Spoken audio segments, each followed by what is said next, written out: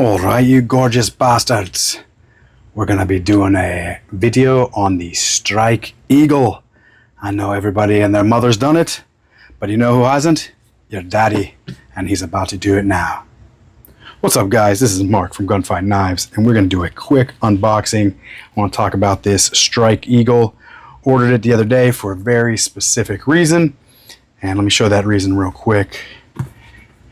Because of this antimatter scope switch, I've had this on other guns. I've got a bug in the room now, but we're going to be using it in conjunction with this.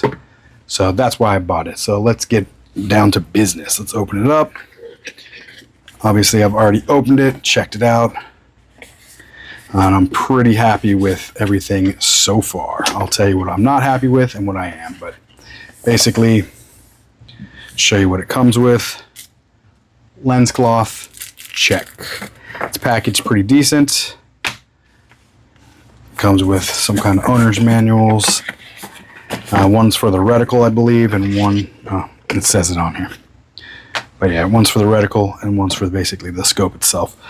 Let's put these to the side for now. Comes with scope caps. Very happy to see that. This one happens to be a 1:8 by 24, and it has the AR BDC3 MOA reticle. And I'll show you that up close real quick in the manual. Very cool scope, and it is a second focal plane. So I haven't had a second focal plane in a while. I usually like first focal plane, but it's honestly personal preferences. But that is the reticle. Very cool features. Let me grab something to point with. And so this is pretty cool. Actually, I can show you in this manual, but you use this to range silhouettes, targets, or anything that's 18 across. There we go. It's pretty cool. You hold it at the bottom of the target, the one little hash mark that's here.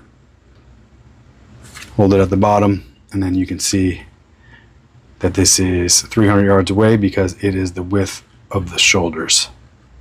Then if it was further, at 400 yards, that would be the width of the shoulders. 500, 600. You guys get the picture. And let's see if it shows the holds in here. It does. So in the actual reticle, you can see the holds. So you're supposed to zero this, there it is right there. At 50 to 200 yards is where the zero should be for the dot. And then anything underneath that, so you got the next hash mark, is 300. Then you have another hash mark between it that isn't marked.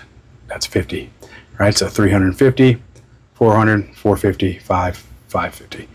So pretty simple. Tells you in here, and they want you to use, that's for 5.56 ammo or 223. And it'll tell you the grain weight in here. I saw it earlier. I don't remember what it was. Let me see if I can find it real quick. Don't see it, but it is a BDC reticle, so, and it's MOA. So a lot of information in this. Don't know if you guys care about that right now, seeing that or anything, but it's what it is. Let's go to the things that I did not like real quick. So the size of it, pretty darn nice. I'm happy with that. But this is one of the things I did not like. So this slightly moves. So if I tighten it, it doesn't move that way, but if I push that way, it'll start to wiggle. So this unscrews. So can't really complain too much for the price of this scope. Strike Eagle is a very good scope for the money, I think. Rugged wise, I don't know. I would assume, yes, it's made in China. It comes with a little warning paper here. It says don't exceed 18 inch-pounds when you're torquing this thing down. That's what they suggest. So we do have illumination on the reticle, which is nice. Everything about this thing is pretty damn good for the price. You guys should definitely check them out. So the difference in the second focal plane is it doesn't change the size of the reticle when you're zooming in. So this will stay the same size the whole zoom in process. The only thing that's going to get bigger is whatever your target is downrange. So I would assume most of you guys know that, but if you don't, there you go. And a lot of people think that when you're zooming in or out, everything changes. Not everything, just the bullet drop compensation part does. So your 0 is going to be the same from the 50 to the 200, and it'll stay there, right? So this 50 to 200, if you zero the gun there, if you zoom in full strength, the 8x that this goes up to, it'll be there. If you are at 1 power, it'll be there. So the only thing that really matters with the second focal plane is that. But the reason why I went with this one, like I said before, is so I can use the scope switch on it. But I don't know if I will be able to. You guys will see it later on in another video.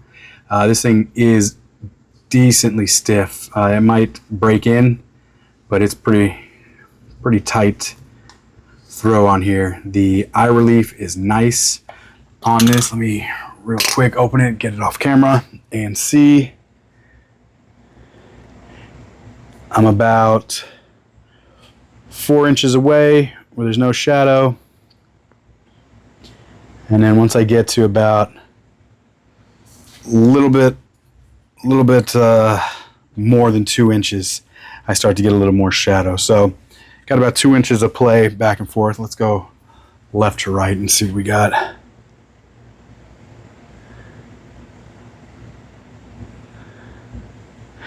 Yeah, I can move about a ½ inch before I start to see anything in there, and that was at 1. So now we're going to bring it up to 8 and see how far away I can be.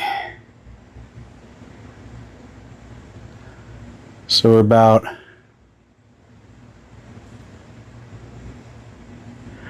three inches away to about, again, 2 inches is when it's zoomed in at 8, to where I don't get any shadow or anything like that.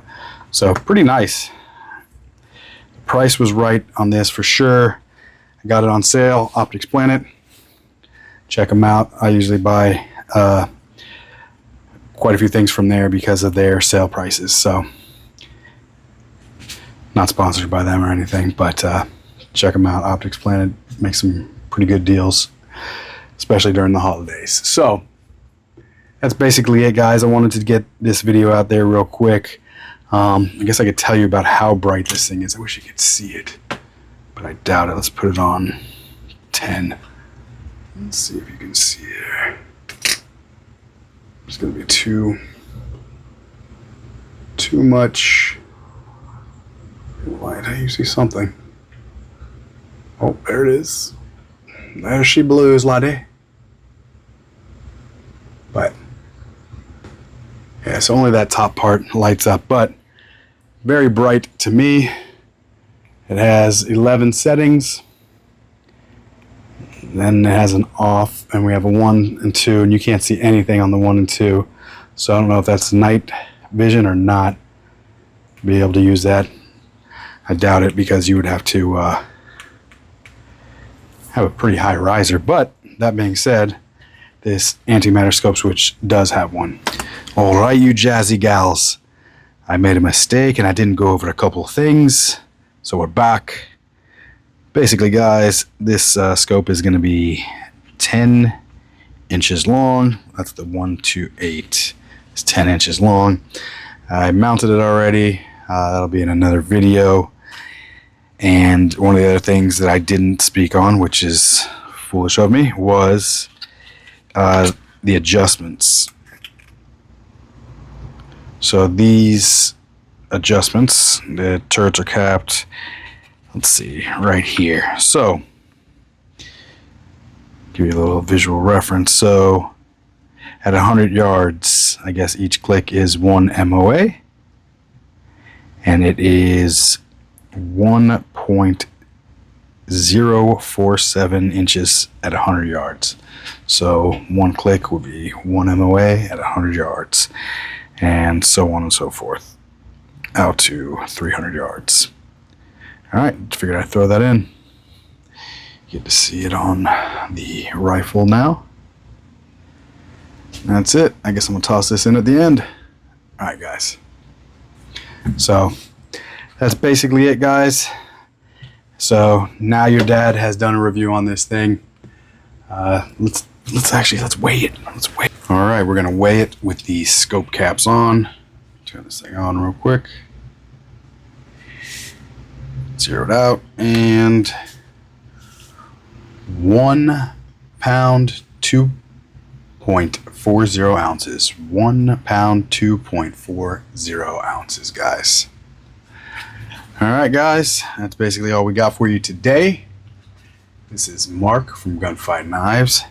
Don't forget to like, share, and subscribe, and we'll see you in the next one. God bless.